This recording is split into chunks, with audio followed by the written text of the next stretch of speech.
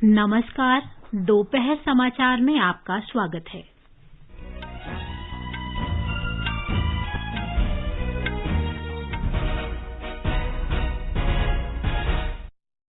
प्रधानमंत्री ने video conference के माध्यम से महिला स्व सहायता समूहों के प्रतिनिधियों से संवाद किया। आज अंतर्राष्ट्रीय युवा दिवस है। इस अवसर पर युवा कार्यक्रम और खेल मंत्री अनुराग ठाकुर ने राष्ट्रीय युवा पुरस्कार प्रदान किए। राष्ट्रव्यापी टीकाकरण अभियान के अंतर्गत अब तक 52 करोड़ 36 लाख से अधिक कोविड रोधी टीके लगाए गए। कोविड से संक्रमण मुक्त होने की दर अब तक की सबसे अधिक 97.45% हुई। बिहार के पटना, बक्सर, भोजपुर और मुंगेर सहित 12 जिलों में बाढ़ की स्थिति लगातार गंभीर। अफगानिस्तान सरकार तालिबान लड़ाकुओं को पीछे हटाने के लिए स्थानीय समूहों को हथियारों से लैस कर रही है। भारत ने बांग्लादेश को कोविड रोगियों के इलाज के लिए रेल मार्ग से 186 टन मेडिकल ऑक्सीजन भेजी। भारत और इंग्लैंड के बीच दूसरा टेस्ट मैच आज से लंदन के लॉर्ड्स के मैदान में खेला जाएगा। और डोरन कप फुटबॉल टूर्नामेंट इस वर्ष 5 सितंबर से 3 अक्टूबर तक कोलकाता में होगा।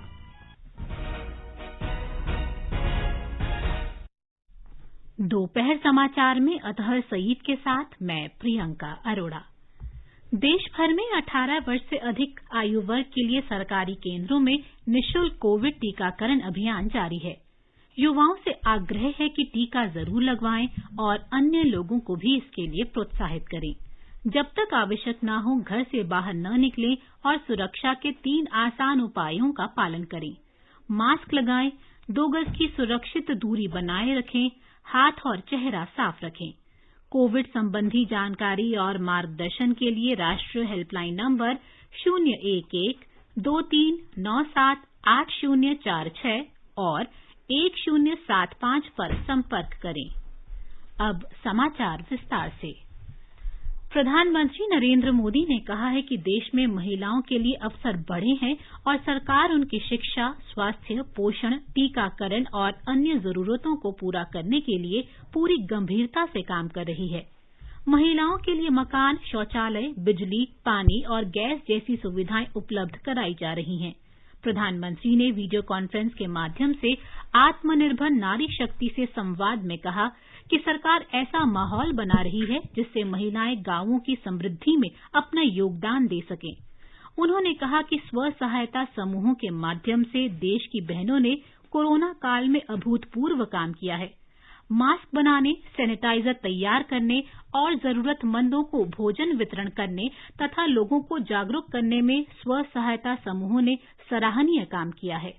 जब हमारी नारी शक्ति कुछ करने को ठान ले तो कैसे बदलाव ला सकती है। अब आप खुद तो सक्षम है, अपने गांव और दूसरे राज्यों की महिलाओं का भी सशक्तिकरण कर रही हैं। मेरा मानना है कि जब नारी सशक्त होती है, परिवार ही नहीं पूरा समाज और देश सशक्त होता है। श्री मोदी ने कहा कि उनकी सरकार ने महिलाओं के करोड़ों खाते खोले और पहली बार जनधन खाते खोलने के लिए व्यापक अभियान चलाया। प्रधानमंत्री ने कहा कि पिछली सरकारों के मुकाबले उनकी सरकार ने महिला स्व सहायता समूहों की अधिक मदद की। उन्होंने कहा कि पिछले 7 वर्षों में महिला स्व सहायता समूहों ने अपने ऋण का भुगतान कर सराहनीय कार्य किए। प्रधानमंत्री ने स्व सहायता समूहों से स्वतंत्रता के 75वीं वर्षगांठ पर वर्ष में 75 घंटे निकालकर स्वच्छता और जल संरक्षण का काम करने का आग्रह किया। आजादी के 75 साल है। हम कम से कम एक साल में 75 घंटे, मैं ज्यादा नहीं कह रहा हूं, एक साल में 75 घंटे, इस 15 अगस्त से अगली 15 अगस्त तक 75 घंटे हम सभी जो सखी मंडल की बहनें हैं, कोई स्वच्छता का काम करेंगे गांव में, कोई जल संरक्षण का काम करेंगे, अपने गांव के कुएं, तालाब, इनकी मरम्मत, इनके उद्धार का अभियान भी चला सकते हैं, ताकि सिर्फ पैसे और इसके लिए समूह ऐसा नहीं, समाज के लिए भी समूह ऐसा भी हो सकता है। इस अवसर पर प्रधानमंत्री ने दीनदयाल अंत्योदय योजना, राष्ट्रीय ग्रामीण आजीविका मिशन को बढ़ावा देने वाले महिला स्व सहायता समूहों की सदस्यों और संसाधन समुदाय के लोगों से भी बात की। प्रधानमंत्री ने 4 लाख से अधिक स्व सहायता समूहों की आर्थिक मदद के लिए 1,625 करोड़ रुपए की राशि जारी की। उन्होंने 7,500 स्व सहायता समूहों के सदस्यों के लिए भी बीज राशि के रूप में 25 करोड़ रुपए जारी किए। युवा कार्य और खेल मंत्री अनुराग ठाकुर ने आज अंतर्राष्ट्रीय युवा दिवस के अवसर पर 22 राष्ट्रीय युवा पुरस्कार प्रदान किए। युवा और राष्ट्रीय विकास तथा समाज सेवी संगठनों को 2017-18 के लिए 14 और 2018-19 के लिए 8 पुरस्कार दिए गए। इस अवसर पर श्री ठाकुर ने पुरस्कार विजेताओं और युवाओं से सच्ची भावना के साथ उच्च आकांक्षाओं को हासिल करने की अपील की। उन्होंने कहा कि इससे प्रधानमंत्री की आत्मनिर्भर भारत की परिकल्पना साकार करने में तेजी आएगी। राष्ट्र निर्माण में सबसे बड़ी भूमिका किसी की हो सकती है तो आप और आप जैसे युवाओं की ही हो सकती है। You are the ones who will create demand, strengthen democracy and provide decisive leadership in every sector you enter. As young individuals and as award winners today, all of you have a dream. You aspire to be leaders in the field you choose, and the role is crucial for the success of India. You must be ahead of the game and you must keep an eye on detail. You must be the master of your sector and you also evaluate the trends happening around you. इस वर्ष अंतर्राष्ट्रीय युवा दिवस का विषय है खाद्य प्रणालियों में बदलाव, धरती और मानव स्वास्थ्य के लिए युवा नवाचार। ये विषय वैश्विक प्रयासों की सफलता के लिए युवाओं की सार्थक भागीदारी का महत्व रेखांकित करता है। राष्ट्रव्यापी टीकाकरण अभियान के तहत अब तक 52 करोड़ 36 लाख से अधिक टीके लगाए जा चुके हैं। कल 44 लाख 19 हजार से अधिक टीके लगाए गए। स्वास्थ्य मंत्रालय ने कहा है कि पिछले 24 घंटे में 41,000 से अधिक लोगों में कोविड संक्रमण की पुष्टि हुई।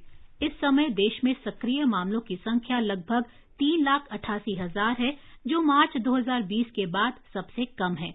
कल 39,000 से अधिक मरीज संक्रमण से मुक्त हुए। अब तक 3 करोड़ 12 लाख से अधिक लोग संक्रमण मुक्त हो चुके हैं।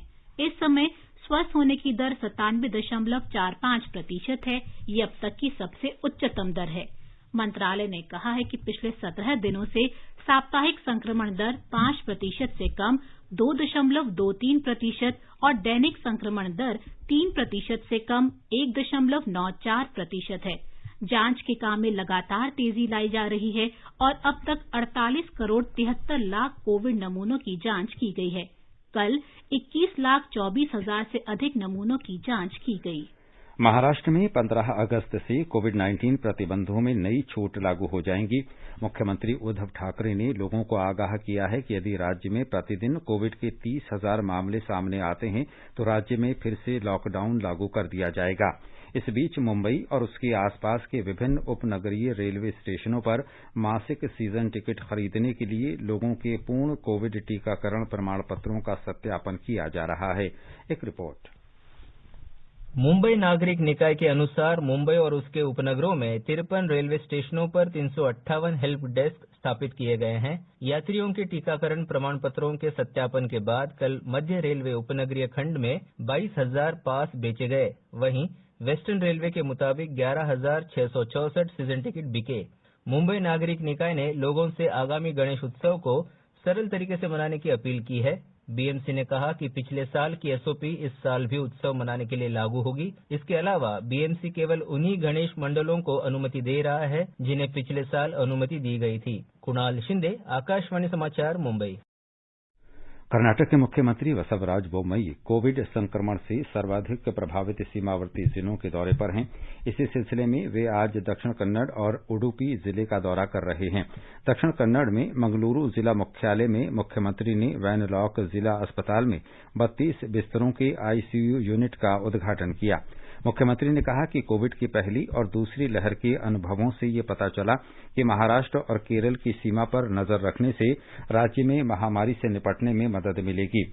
इसलिए इन 2 राज्यों से कर्नाटक में आने वाले लोगों के लिए आरटीपीसीआर की नेगेटिव रिपोर्ट अनिवार्य कर दी गई है। बच्चों में कोविड संक्रमण के फैलाव पर रोक लगाने के उपायों के बारे में मुख्यमंत्री ने कहा कि इस संक्रमण से प्रभावित बच्चों का सर्वेक्षण करने के लिए हवेरी और उडुपी जिलों में वात्सल्य योजना शुरू की गई है। कुपोषित बच्चों को पोषित आहार देने की योजना अन्य जिलों में भी शुरू की जाएगी। ये समाचार हमारी वेबसाइट newsonair.com/hindi और हमारे mobile app news on AIR पर भी उपलब्ध हैं।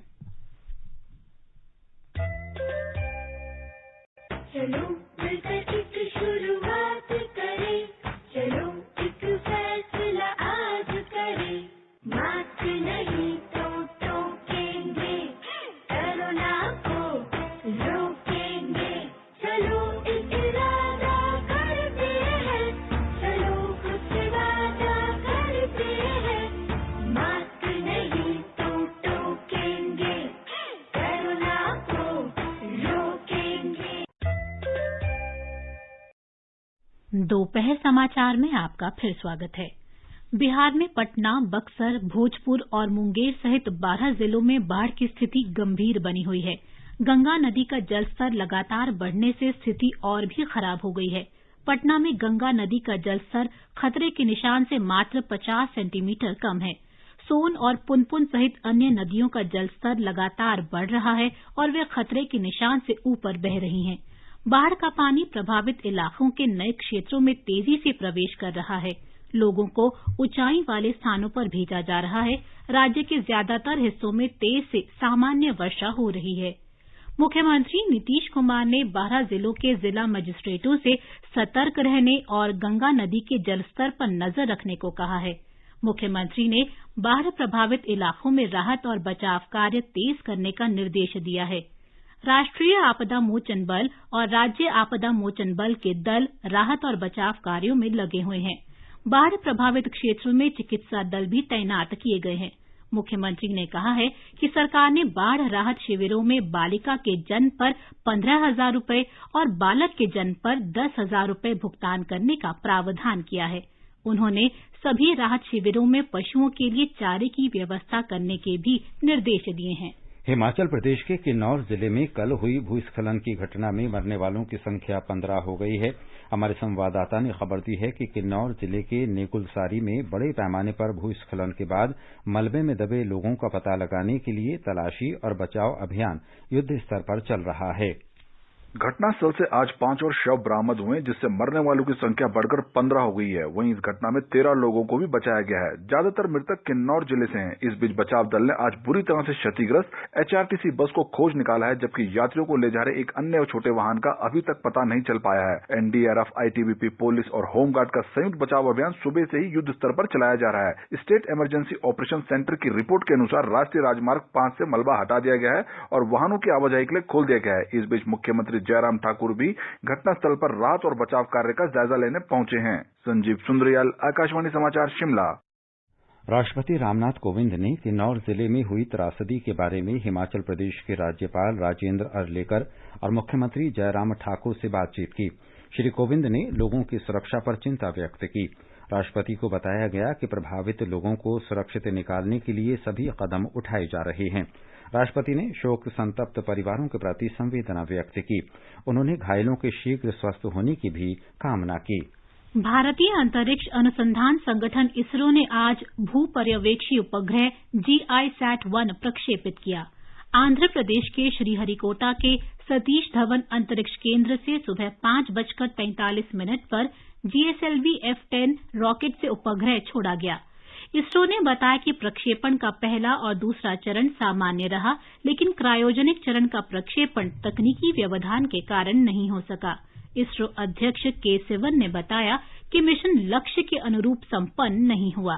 केंद्रीय मंत्री जितेंद्र सिंह ने इसरो प्रमुख से विस्तार से बातचीत की। डॉक्टर जितेंद्र सिंह ने ट्वीट में कहा कि प्रक्षेपण में पहले और दूसरे चरण के बाद बाधा आई। उन्होंने कहा कि कुछ समय बाद ये मिशन फिर निर्धारित किया जा सकता है। आगे बढ़ने से पहले मुख्य समाचारों पर एक नजर। प्रधानमंत्री ने वीडियो कॉन्फ्रेंस के माध्यम से महिला स्व सहायता समूहों के प्रतिनिधियों से संवाद किया। आज अंतर्राष्ट्रीय युवा दिवस है। इस अवसर पर युवा कार्यक्रम और खेल मंत्री अनुराग ठाकुर ने राष्ट्रीय युवा पुरस्कार प्रदान किए। राष्ट्रव्यापी टीकाकरण अभियान के अंतर्गत अब तक 52 करोड़ 36 लाख से अधिक कोविड रोधी टीके लगाए गए। कोविड से संक्रमण मुक्त होने की दर अब तक की सबसे अधिक 97.45% हुई। बिहार के पटना, बक्सर, भोजपुर और मुंगेर सहित 12 जिलों में बाढ़ की स्थिति लगातार गंभीर। अफगानिस्तान सरकार तालिबान लड़ाकुओं को पीछे हटाने के लिए स्थानीय समूहों को हथियारों से लैस कर रही है। भारत ने बांग्लादेश को कोविड रोगियों के इलाज के लिए रेल मार्ग से 186 टन मेडिकल ऑक्सीजन भेजी। भारत और इंग्लैंड के बीच दूसरा टेस्ट मैच आज से लंदन के लॉर्ड्स के मैदान में खेला जाएगा और डूरंड कप फुटबॉल टूर्नामेंट इस वर्ष 5 सितंबर से 3 अक्टूबर तक कोलकाता में होगा। प्रधानमंत्री नरेंद्र मोदी ने कहा है कि आजादी के अमृत महोत्सव के अवसर पर आत्मनिर्भर भारत के सपने को साकार करने का दायित्व उद्योग जगत पर है। वीडियो कॉन्फ्रेंस के माध्यम से कल भारतीय उद्योग परिसंघ CII की वार्षिक बैठक को संबोधित करते हुए उन्होंने कहा कि कोविड महामारी के दौरान देश ने देखा है कि किस प्रकार सरकार और उद्योग जगत ने मिलकर काम किया।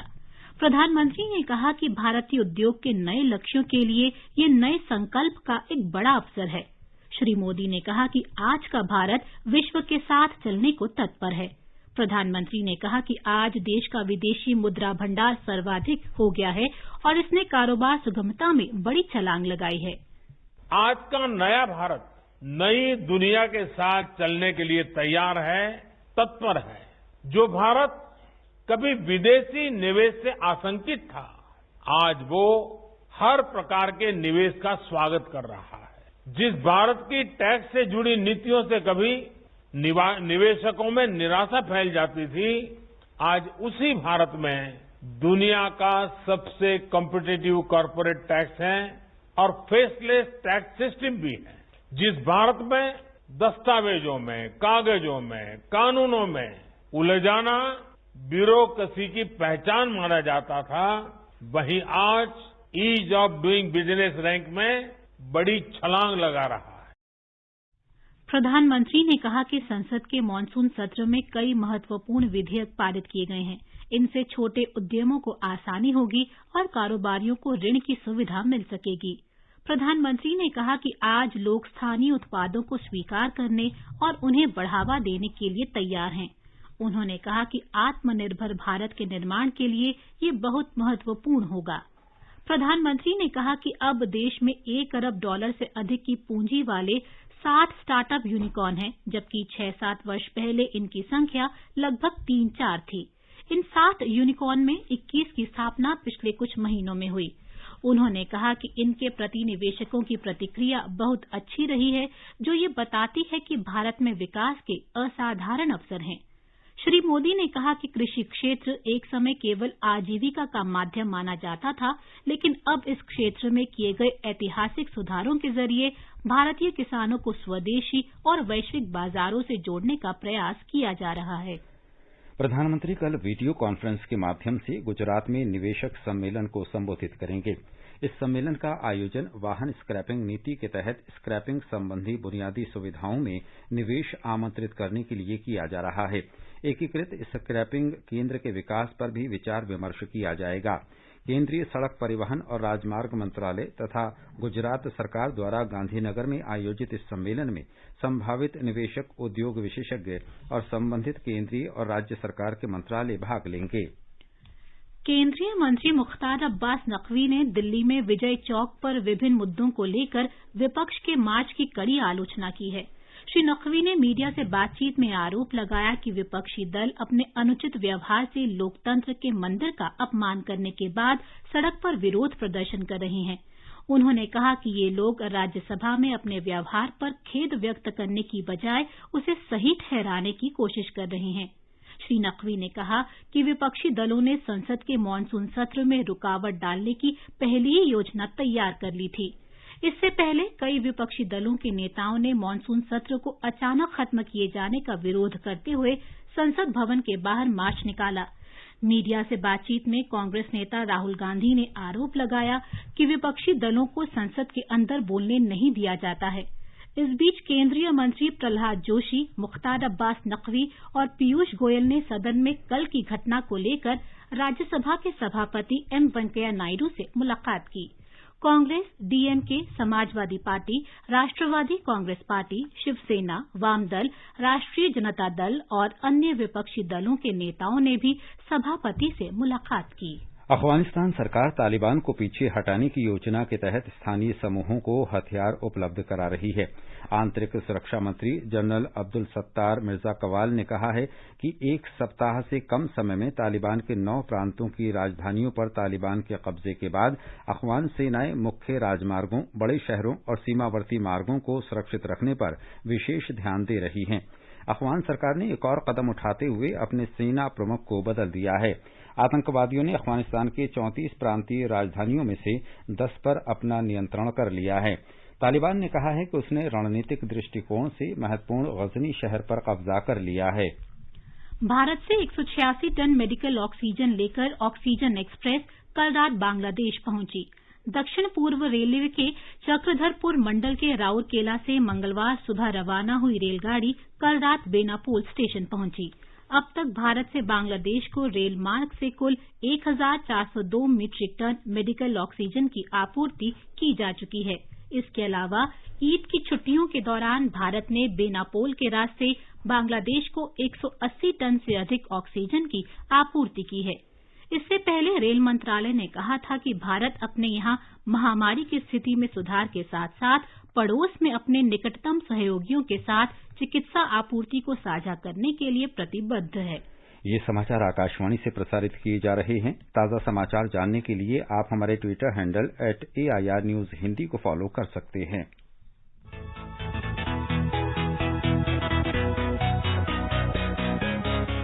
दुनिया रंग बिरंगी, खट्टे मीठे रसीले समाचारों का सतरंगी खजाना आकाशवाणी पर। खबरें होंगी हटकर, जानेंगे कुछ अलग, हंसेंगे खुलकर, करेंगे सजग।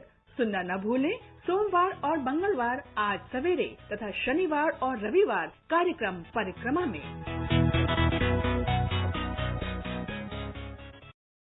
ये आकाशवाणी है। भारत और इंग्लैंड के बीच 5 टेस्ट मैचों की श्रृंखला का दूसरा मैच आज लंदन के लॉर्ड्स के मैदान में शुरू होगा। पहले टेस्ट मैच के 5वें और अंतिम दिन का खेल लगातार वर्षा के कारण नहीं हो सका था और मैच ड्रॉ घोषित किया गया। दोनों टीमों को 4-4 अंक मिले। मैच भारतीय समय अनुसार दिन के 3:30 बजे से शुरू होगा। 130वीं डुरंड कप फुटबॉल प्रतियोगिता इस साल 5 सितंबर से 3 अक्टूबर तक कोलकाता में आयोजित की जाएगी। रक्षा मंत्रालय ने कहा है कि इसमें सेना की 4 टीमों सहित देश भर की 16 टीमें भाग लेंगी। डुरंड कप विश्व का तीसरा और एशिया का सबसे पुराना फुटबॉल टूर्नामेंट है। ये प्रतियोगिता पहली बार 1888 में हिमाचल प्रदेश के डागशाई में आयोजित की गई थी। टोक्यो ओलंपिक में कांस्य पदक जीतने वाली महिला मुक्केबाज लवलीना बोरगोहाइन आज गुवाहाटी पहुंची। असम के मुख्यमंत्री हेमंत बिस्व शर्मा ने हवाई अड्डे पर उनका स्वागत किया। कई युवा मुक्केबाजों ने हवाई अड्डे के बाहर उनका अभिनंदन किया। सुश्री लवलीना ने सभी के स्नेह और सहयोग के लिए असम की जनता के प्रति आभार व्यक्त किया। लवलीना ओलंपिक में पदक जीतने वाली असम की पहली खिलाड़ी हैं। और अब प्रस्तुत है संस्कृति संदेश। आज का संस्कृति संदेश समर्पित है गुलशन कुमार को।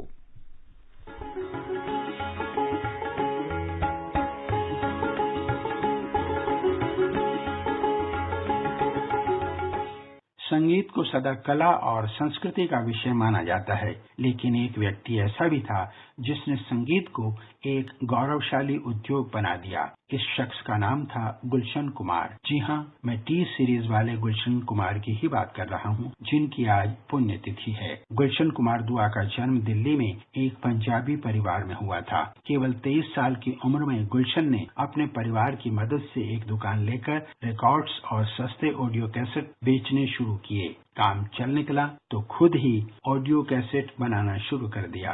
गुलशन ने अपने ऑडियो कैसेट के व्यवसाय को सुपर कैसेट्स इंडस्ट्रीज का नाम दिया, जो आगे चलकर एक बड़ा नाम बना। इसके बाद गुलशन कुमार की गिनती सफल उद्योगपतियों में होने लगी। बाद में उन्होंने अपना रुख बॉलीवुड की ओर किया और मुंबई चले गए। वहां उन्होंने फिल्म संगीत के साथ साथ भक्ति संगीत में भी अपनी जोरदार पैठ बना ली। उन्होंने हिंदू पौराणिक कथाओं से संबंधित फिल्मों और धारावाहिकों का निर्माण भी किया। 1989 में उन्होंने लाल दुपट्टा मलमल का फिल्म बनाकर फिल्म निर्माण में पहला कदम रखा। नजराना साजन का प्यार, बूटे सारे जिसमें हजार, लहराती जाए अलबेलिना, लाल दुपट्टा मलमल का। प्रेम प्रसंग पर आधारित इस फिल्म का संगीत बहुत लोकप्रिय हुआ और फिल्म भी कामयाब रही। 1990 में प्रदर्शित फिल्म आशिकी ने सफलता के सारे कीर्तिमान तोड़ दिए। सांसों की जरूरत है जैसे जिंदगी के लिए, बस एक सनम चाहिए आशिकी के लिए। गुलशन कुमार ने अपनी फिल्मों में कई नई प्रतिभाओं को अवसर दिया, जो आज भी अपनी प्रतिभा के बल पर आगे बढ़ रही हैं। इतना सब होने के बाद भी गुलशन कुमार के जीवन का अंत बहुत दुखद रहा। लोग कहते हैं कि गुलशन कुमार ने मुंबई के अंडरवर्ल्ड की जबरन वसूली के सामने झुकने से इनकार कर दिया था, इसलिए 12 अगस्त 1997 को मुंबई में उनकी हत्या कर दी गई। गुलशन कुमार नहीं रहे, लेकिन कला, संस्कृति, संगीत और भक्ति के लिए उन्होंने जो किया वह सदा सदा के लिए अमर हो गया।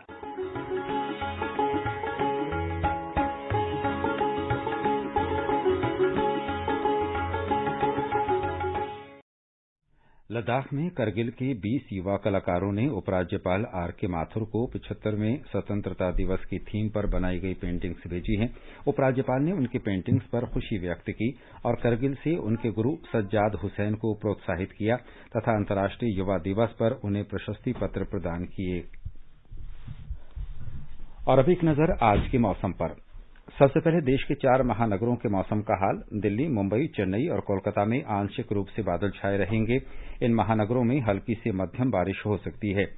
उत्तरी भारत में श्रीनगर, जम्मू, लेह, गिलगित और मुजफ्फराबाद में भी आंशिक रूप से बादल छाए रहने और हल्की वर्षा की संभावना है।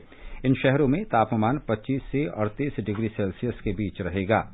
देश के पूर्वोत्तर क्षेत्र गुवाहाटी, इम्फाल, शिलंग, कोहिमा और आइजोल, ईटानगर और गंगटोक में 1-2 स्थानों पर हल्की वर्षा या गरज के साथ बारिश हो सकती है। न्यूनतम तापमान 27 डिग्री सेल्सियस रहा और अधिकतम 34 डिग्री सेल्सियस तक जाने के आसार हैं। अगरतला में गरज के साथ वर्षा होने की संभावना है। न्यूनतम तापमान 27 डिग्री सेल्सियस रहा, अधिकतम 33 डिग्री सेल्सियस तक जा सकता है। पटना में बादल छाए रहेंगे, हल्की बारिश का अनुमान है। न्यूनतम तापमान 27 डिग्री सेल्सियस दर्ज किया गया, जबकि अधिकतम तापमान 32 डिग्री सेल्सियस तक जा सकता है। अहमदाबाद में बादल छाए रहेंगे, हल्की बारिश का अनुमान है। न्यूनतम तापमान 26 डिग्री सेल्सियस दर्ज किया गया, जबकि अधिकतम तापमान 34 डिग्री सेल्सियस तक जा सकता है। खेल और युवा कार्य मंत्री अनुराग ठाकुर ने कहा है कि राष्ट्रीय खेल पुरस्कार चयन समिति पैरालंपिक में खिलाड़ियों के प्रदर्शन पर भी विचार करेगी। आज मीडिया से बातचीत में श्री ठाकुर ने कहा कि सरकार ने चयन समिति का पहले ही गठन कर दिया है, लेकिन सर्वश्रेष्ठ खिलाड़ियों को पुरस्कृत करने के लिए चयन प्रक्रिया को पैरालंपिक आयोजित होने तक इंतजार करना पड़ेगा। गोवा में एक भारत श्रेष्ठ भारत पहल के तहत कई कार्यक्रम चलाए जा रहे हैं। इन गतिविधियों के लिए गोवा को झारखंड के साथ जोड़कर विभिन्न स्तरों पर कई गतिविधियां चलाई जा रही हैं। स्कूल और कॉलेजों में झारखंड के इतिहास, संस्कृति और अन्य पहलुओं के बारे में छात्रों को जागरूक करने के लिए कार्यक्रम आयोजित किए जा रहे हैं। केरल में ओणम त्योहार से जुड़े समारोहों की शुरुआत का आज पहला दिन है, जिसे अत्तम के नाम से जाना जाता है। इस वर्ष राज्य में कोविड के कारण सादे समारोह आयोजित किए जा रहे हैं। कोच्चि में थिरुपुनिथुरा में वार्षिक अत्ताचमयम त्योहार आज सुबह अत्तम ध्वज फहराने तक ही सीमित रहा। और अंत में मुख्य समाचार एक बार फिर। प्रधानमंत्री ने वीडियो कॉन्फ्रेंस के माध्यम से महिला स्व सहायता समूहों के प्रतिनिधियों से संवाद किया। आज अंतर्राष्ट्रीय युवा दिवस है। इस अवसर पर युवा कार्यक्रम और खेल मंत्री अनुराग ठाकुर ने राष्ट्रीय युवा पुरस्कार प्रदान किए। राष्ट्रव्यापी टीकाकरण अभियान के अंतर्गत अब तक 52 करोड़ 36 लाख से अधिक कोविड रोधी टीके लगाए गए। कोविड से संक्रमण मुक्त होने की दर अब तक की सबसे अधिक 97.45% हुई। बिहार के पटना, बक्सर, भोजपुर और मुंगेर सहित 12 जिलों में बाढ़ की स्थिति लगातार गंभीर। अफगानिस्तान सरकार तालिबान लड़ाकुओं को पीछे हटाने के लिए स्थानीय समूहों को हथियारों से लैस कर रही है। भारत ने बांग्लादेश को कोविड रोगियों के इलाज के लिए रेल मार्ग से 186 टन मेडिकल ऑक्सीजन भेजी। भारत और इंग्लैंड के बीच दूसरा टेस्ट मैच आज से लंदन के लॉर्ड्स के मैदान में खेला जाएगा। और डूरंट कप फुटबॉल टूर्नामेंट इस वर्ष 5 सितंबर से 3 अक्टूबर तक कोलकाता में होगा। इसके साथ ही दोपहर समाचार का ये अंक समाप्त हुआ। नमस्कार।